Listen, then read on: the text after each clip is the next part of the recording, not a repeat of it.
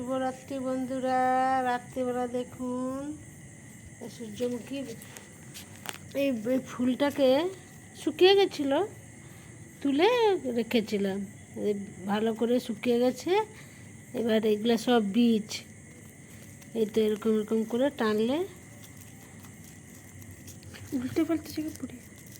হ্যাঁ, এই যে এই সূর্যমুখী বীজে পাগল হয়ে যাবে টিয়া পাখি। টিয়া পাখি, কোনুর, ককটেল আর কিছু যখন আছে। আমি তো আমার চোখে তো বেশি টিয়া পাখি পড়ে। টিয়া পাখি এগুলো খুব খায়, খুব খায়।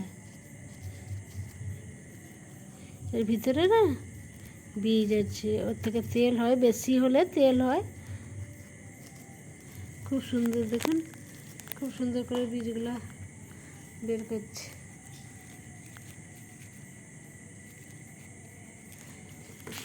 এই হাত দিয়ে নখটা এরকম করে দে, এইটা খায় না, এই বীজটা ফেলতে হবে।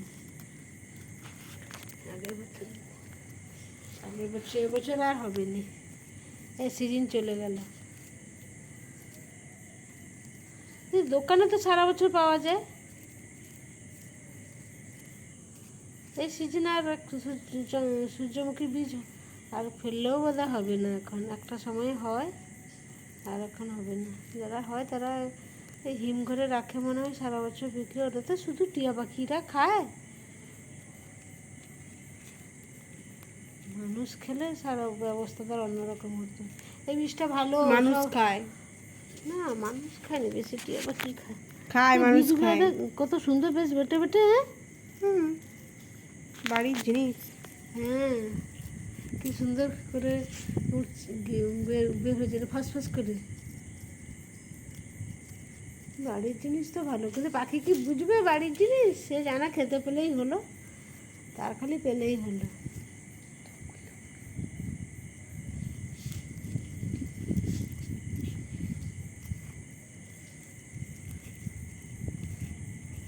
আমার বাগান পেজ বন্ধুরা ফলো করবেন। ওই পেজে আমার সূর্যমুখী ফুল ছোট থেকে গাছ হলো, গাছ থেকে বড় হলো, সব কিছু দেখতে পাবেন। আমার পেজটা ফলো করবেন, ফলো করে পাশে থাকবেন।